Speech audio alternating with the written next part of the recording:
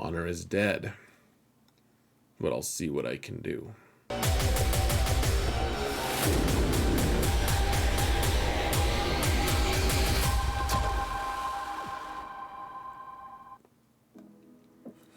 Hello everyone, and welcome to another episode of Xaereth Prevails. We're going to talk about 8 characters you may be modding poorly. So, once again, I mean, this is an ongoing series that I do because people ask me constantly about different characters that they want to know about how to remod, and so some of them are going to be repeats from past ones and may even be repeat from month to month. But hopefully I have something new to add each time. If it's something that I've just been preaching the exact same thing for a long time, I try not to add these, but it's also very difficult for me to remember. So that being said, folks, these are characters that people have been asking me about, and they're relevant to the game right now, to my game. They're characters that I've been thinking about how to mod, and so I'm going to show you guys how I have them modded and how I think that they should be modded. And I'm going to get all judgy if you don't mod them exactly the way I tell you to. No, I know that I'm not the sole arbiter of truth in this matter, folks. I want to be, but I'm constantly learning this stuff. So talk about them in the comments, guys. If I get something wrong, respectfully, let me know. Or at least tell me what your thoughts are about it. And so we're going to talk about these things, and let's go. One of the things that's most interesting to me is Emperor Palpatine is actually someone I had ignored for a long time because he was on such a fringe, and now he's relevant. So without further ado, here we go. First, we've got Thrawn. Now, there's a lot of different ways you can mod Thrawn. The thing is, what do you want him to do? What's his main purpose? Typically, it's going to be fracture. Like, he is a school lead and everything. He's all about control, though. I mean, they made his kit almost perfect to how he is in, quote-unquote, real life, in, how his character is. And so, I mean, his leadership is pretty cool. Honestly, he gains turn meter when he resists debuffs, all these different things. You guys can read that for yourselves. He buffs Empire and all that, but the other thing is he fractures. That's obviously his moneymaker. It makes it so that they can't take turns. Like, he punches them 4 times. He used to be kind of DPS back when he was first released. People are like, man, he does so much damage. But I mean, he's kind of been outdistanced his damage now. But here's the thing, his fracture is still good, even against Galactic Legends. I know people like to say that Galactic Legends are just totally worthless at this point. They don't, or it's worthless against Galactic Legends, I should say, but it's not worthless against Galactic Legends. It's less valuable for sure, but minus 50% speed is still pretty good, guys. So what do you want from him? He's not the fastest character out there, naturally. He's a facilitator now. In 5v5, he has a role. In 3v3, he has his own team called Thridian. It's pretty cool, and you guys should be watching 3v3 videos and looking out for that team. It is seriously so super awesome and fun. But here's how I like to mod him, guys. While he's sitting there fracturing, people want to stop him from fracturing them. And so, he's got the counter chance, he's got extra tenacity, all of that stuff. You want to make it so that he's more resilient. And you want him to be fast enough to be relevant. You don't want him to get lapped by an enemy shard bearer is what I almost said, which is, from a series that I'm reading right now. You guys should understand that reference from my intro. But here's the thing. If he's up against a Galactic Legend, you want him to be fast enough that he's not going to get lapped. So this is my modding for 3v3, and so this is a little faster than I care about. Honestly, I mean, you could. I mean, he's not going to get lapped here, but I apologize. I had to cough. All right. He's not going to get lapped by most Galactic Legends at this speed, but a lot of times in 3v3, he's kind of his own entity. He's like, okay, I'm going to solve problems for myself. In 5v5, it's like, okay, Thrawn, you're part of a team. And so usually his team is with Armorer. And what happens is you put him with Sith Eternal, and Armorer which we actually have her next. We'll talk about that. But she is going to generate her third Beskar. It's like Sith Eternal needs a third stack of Beskar. And so what's going to happen is Armor is going to hit to get that third stack, and then Thrawn is going to be right there, like right behind her. Thrawn gains 20 extra speed because he's with Sith Eternal. Armor doesn't gain any, and so Thrawn wants to be 21 speed slower than Armor. Essentially, that makes him 1 speed slower than her. So she gets her third stack, and then he hands her the turn again, and she's able to apply that third stack of Beskar onto Sith Eternal, who then promptly turns his back on them, abandons them to their death, and it's just sad. So you want him to be a little slower, like typically like around 300 is fine. And then what I usually do, guys, I usually put like kind of I put a crit avoid arrow on him, honestly, like a fast one, but I still put it on him. This one's great because it has extra health, defense, but you're really looking for Thrawn right now. Like some speed is nice, but that's not his best feature anymore. It's his resilience and his ability to make things happen, and he can't make things happen if he's dead. So speed plays a part, and then make him tanky. You can see I have a mismatched mod set. People always frown at me for that, but the thing is, he cares about speed, and then he cares about his primaries, and then his set bonus. I mean, that's nice. It's nice to have it, but that's not absolutely necessary to make things happen. I mean, I have, in favor of his speed right now, I have a 21 speed cross with defense, because defense actually plays into his resilience. And so, some health, so like protection, health, defense, all these stats all just combine into making him a more resilient person. And, put the 6E mod upgrade on his diamond so that he has an extra, boost to his defense and everything. And then, after that, like you can see protection, secondaries, all that stuff, a little tenacity. I guess it doesn't hurt though. I mean, I guess when he's fractured, it's nice to have a little bit of bonus, because he'll be at 164 when he's fractured, or when he's fracturing someone. So some extra tenacity is fine, but one way or another, guys. I mean, extra defense on the triangle. You can see, protection with defense, and I mean, that's basically it for Thrawn, guys. All right, we're going to try to go faster than that. That took a really long time to just talk about him. So, Armor has a few important things. Really, I mean, the only important thing, though, I'd say if she has a few, and then I'm going to backtrack. She just cares about putting Beskar on things. If she thinks she is better than that, then she's wrong. And so, what you need, first off, you do need relic levels, guys. I've lost before because I had too low of relic levels. She can be fairly tanky, but she needs to survive, and she needs to be fast. That's it. That's what she wants. She wants to be faster than Thrawn, and she's naturally very fast anyway. So I have her at 314 speed right now. Like, my Thrawn will typically, I'll make her a little faster for 5v5, and then I'll make Thrawn go 21 speed slower, and then otherwise, protection. If you don't have health, if you don't have 6E health mods, then you want to go protection, and protection is probably going to give you the best boost anyways, because a lot of times her purpose is to provide Beskar services and then die. Like that's typically just how she is. She's a Sith Eternal babysitter, and that's it. So, lots of protection, lots of speed, and you've got yourself a winning formula. Obviously, I don't have the very fastest speed mods on her, but she's fast enough. She's fast enough for you, old man. Next, we have Emperor Palpatine himself, the old man. And here's the thing, guys. He used to just kind of be this wandering hobo who could do cool lightning tricks with his hands. He just didn't do anything. He didn't have a home. He really was just kind of a hobo. He's like, hey, I'm Relic 7 because I'm a requirement character, and I'm apparently important despite the fact that I got barely any screen time in the overall trilogy.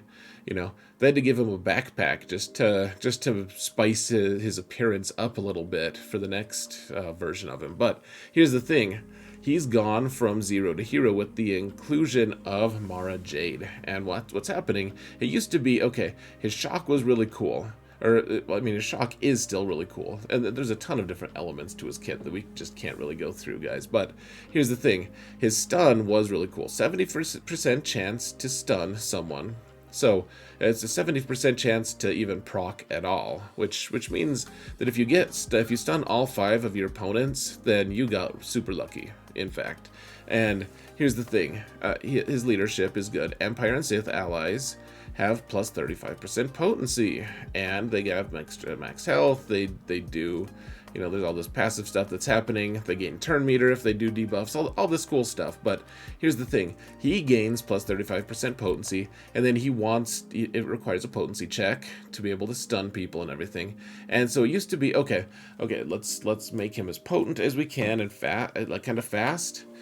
But at the end of the day, like he's with Mara Jade, who does an AoE tenacity down. He doesn't need extra potency, not anymore. Like, he's gonna be slower than Mara Jade for sure, and he's always gonna be with her. I can't think of a time where you don't want to have those two as a tandem.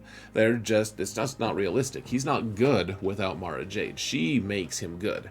So a lot of times he's gonna be with Starkiller though, and so there's a couple different elements that are kind of coalescing together, guys.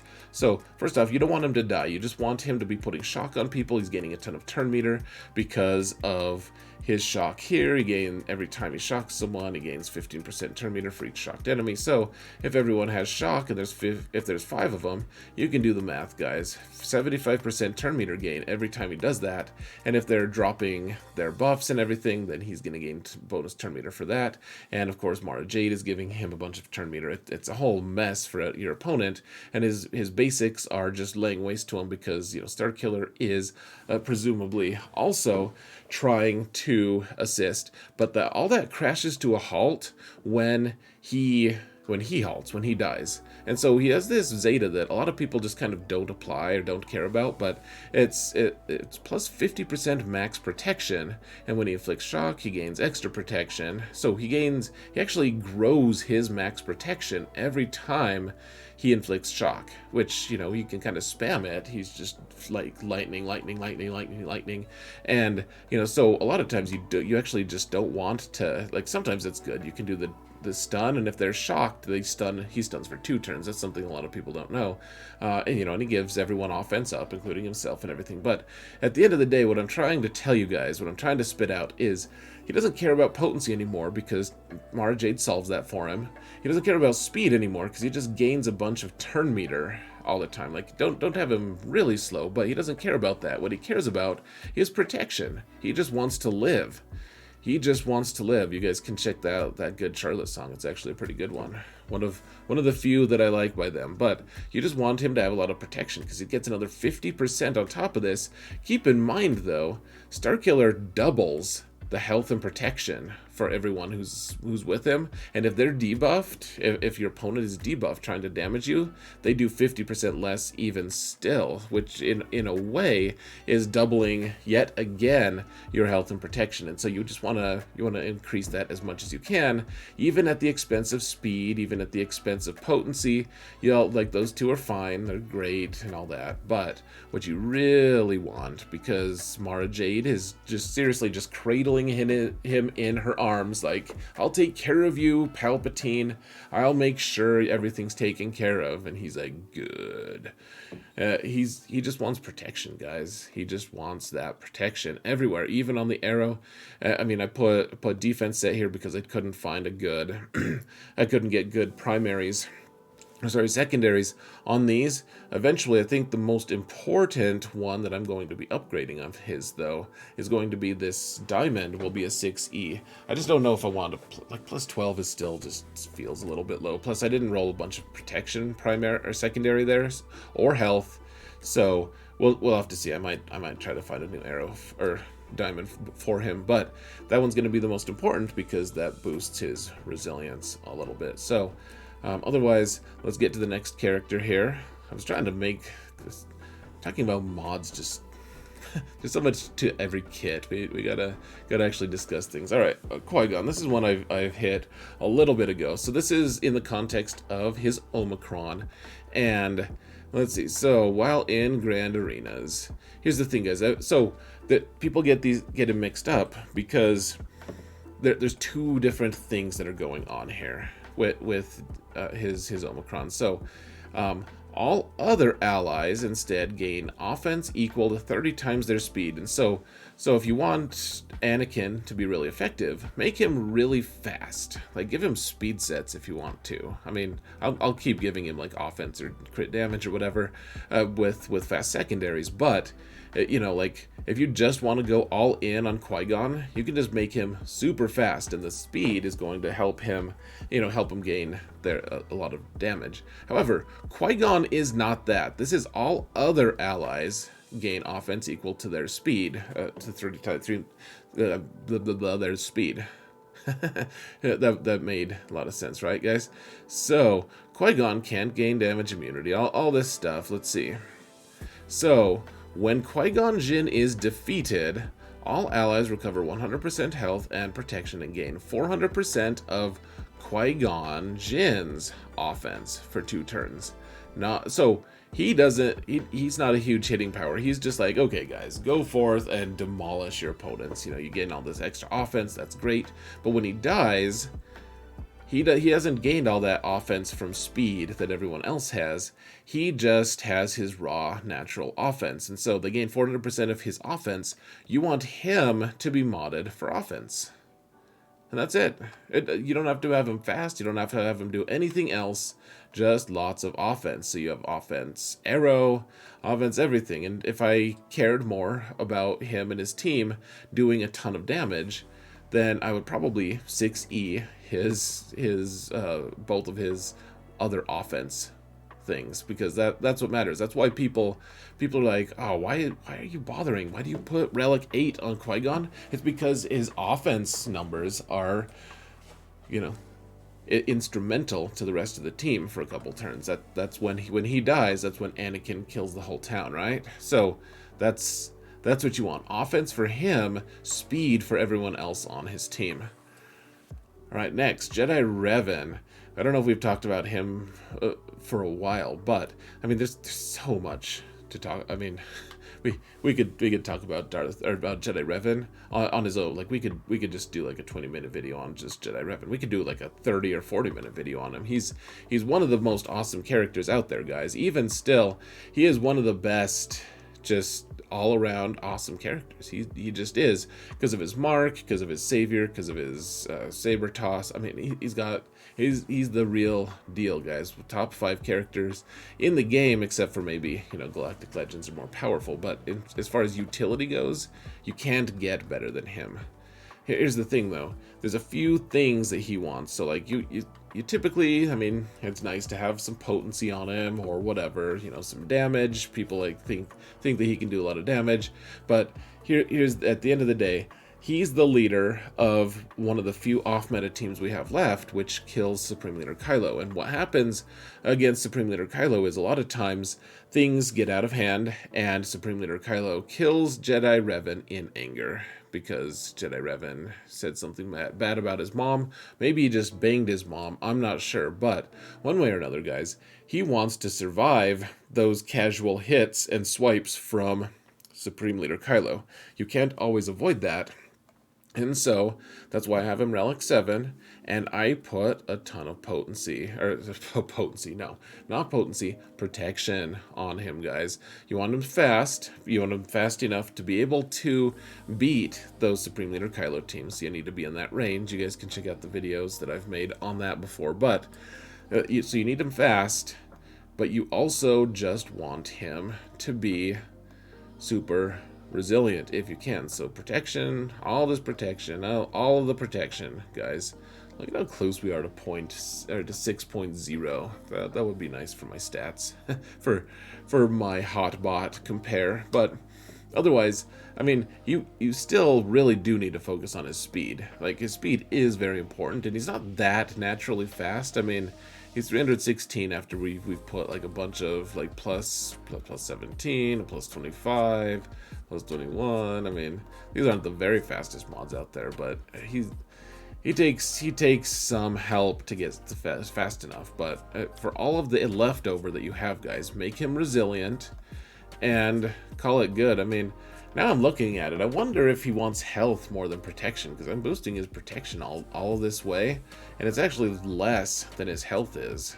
That's interesting. So you guys can let me know what you think. I don't know what the math is. We'd have to do it. But someone was telling me protection's best for him, but it's not really boosting his protection that much. My guess is that health would be better for him.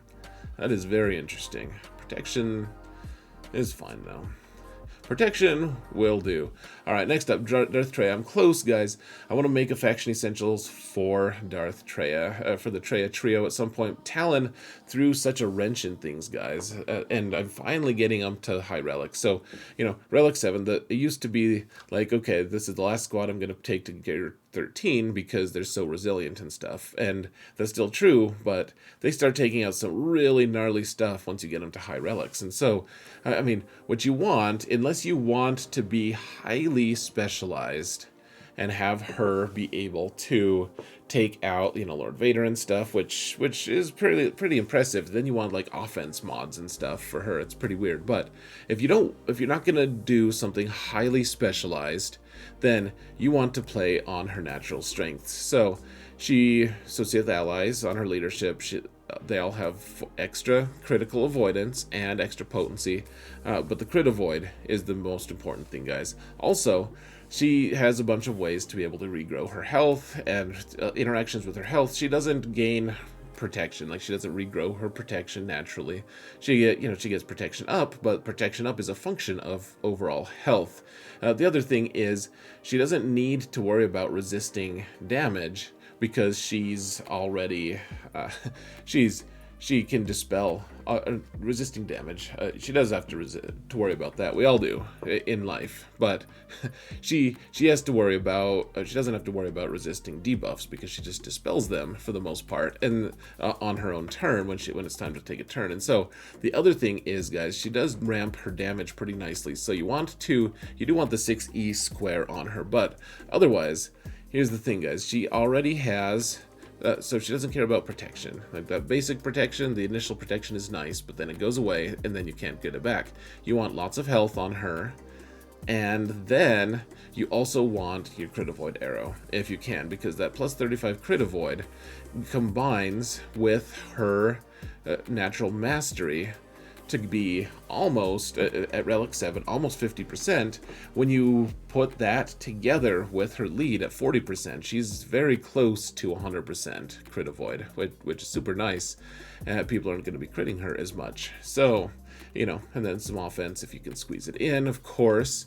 And that's basically it.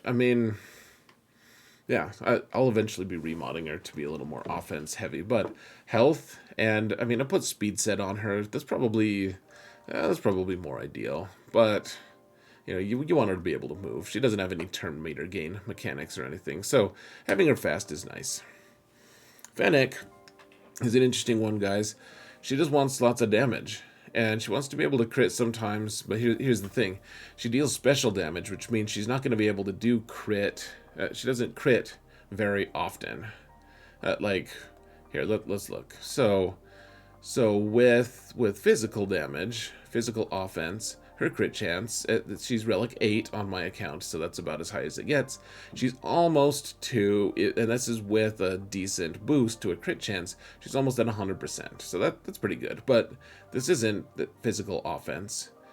Her special offense is what matters, guys. And so, even with an extra 15 or 14%, she's only at half the time critting. And so, that's fine. Here's the thing, she just does a lot of damage. The target has no protection, it deals more damage, all this stuff. Like, you guys can read all of her kit. When she's her lead, she gets more. When she does other things, when there's a solar eclipse, I'm sure she's stronger. Once she's eaten some yogurt in the morning, she probably does more offense. Like, there's a lot of things to her kit that just boosts her offense, and that's great. She's one of my favorite characters lately, honestly. She truly is. But you don't care about her critting, really. Like, what you care about for her is being able to do a massive amount of damage, and that includes, when she does her basic, hitting the enemy 5 times. You want to get that special offense number because all of her mods operate off of percentage. You can take you can take this massive special offense. You note that special offense doesn't give you as much crit chance, but the numbers are much higher, and that means that you can boost that with an offense percentage set a lot better. So, I mean, as you might imagine, I don't really care about the if it's primary of health or protection on the circle, but then if you want to do if you like to party, you're gonna give her high secondary speed or offense on her other what on I guess just on her circle and her diamond. Yeah, this one still needs to be sliced a little bit, but that percent offense is really going to be strong for her. And then you just want, I mean, some speed is fine, but you want to make sure, crit chance is also fine. It's great if she can crit. You just don't want to rely on that. Then she just wants offense primary, and a high offense secondary. The flat offense, actually, if you got a high flat secondary offense, you can actually, it does add up. It's just, I mean, you don't want to roll a mod for flat offense, so that's the tricky part. So, more offense. This one has offense. All these offense with flat secondaries, and there it is. So, lots of damage, and then more damage, and then more damage, and then maybe when all the killing is done, she can go do more damage because that's all she knows how to do. Similarly, guys, Relic 8 Lando, I've been really enjoying him. I know that he's like one of the most frivolous, niche characters out there. I get it. I mean, look at his tie. Like, his tie is telling us that that's what he is anyways. He's got a ship that never gets use. And here's the thing. With Dash, you can make him so ridiculous. If you haven't been watching me in 3v3, I'm going to make a supercut at some point of all of the Lando kills that I have. But he does like almost 300k damage, guys.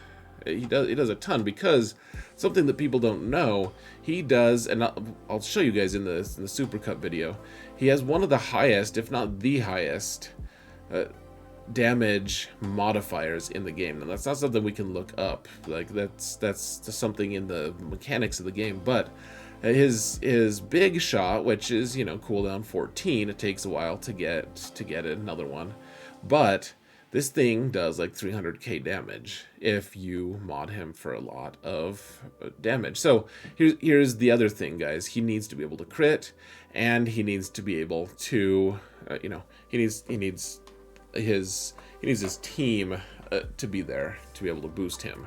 Like, I mean, he boosts himself a little bit here and there, but Dash is the one, and Kira is the one with her Zeta, who are going to be boosting him the most. And so you just want to make sure that once you have your whole apparatus available, like you need to make him fast, you need to make him all this stuff. Mine's at 276. I think he can get up to like 366 speed under Dash with this, just in 3v3 with all the turn meter gain. But I mean, he takes out like Darth Revan teams sometimes. Like, he'll kill like he'll kill a Darth Malak with one shot if the Malak is only Relic 7 or 8 and poorly modded on the 8. But yeah, so essentially you just want offense, guys. Lots of offense. Speed, I put speed on him because in 3v3 you need him to do more speed. But look at this. Look at that, the offense percentage, guys. The secondary. It's a beaut, ain't it? It's pretty close to the max anyways. So you want speed on him in 3v3. and 5v5 you can probably relax that and get an offense arrow. This one I'll probably just leave unless I have a burning need. I mean, this is pretty nice. So crit damage is going to be important for his triangle. And now I haven't run the numbers myself. And I mean, to be clear, I don't like know all the numbers anyways, but he like asking people who have run this a lot and who have tested this a lot, they've said that it's like almost the exact same to run a crit damage set as to run an offense set. So I like to do the offense just because there's going to be some off cases where people are going to be able to just deny you the ability to crit, and then your whole set is worthless. But if you have extra offense, you're just always going to do more. You're always going to be doing some amount of damage based off of your numbers. So Anyways, we have the crit damage triangle. I have a high secondary offense there, and then offense there, offense on the secondary. Health doesn't really matter. Protection is fine. Again, high speed or high offense secondary, and then, I mean, this one's pretty fast. Wow, with offense. So just lots of offense, guys. Go and punch something. You need some speed in 3v3. 5v5, he can be slowed down quite a bit. A little bit of crit damage, never hurt anyone except for your opponents. And I think that's it, folks. We spent... Gosh, these videos take so long to make. Well, not so much just so long to make, but so long to watch for you guys. I hope this is helpful, though. Let me know in the comments what your thoughts are. What changes would you make? What things do you disagree with? Would love to hear what you have to say, or have to think, for that matter. So let me know, guys. Thank you all so much for watching, and remember that in all things, Zareth prevails.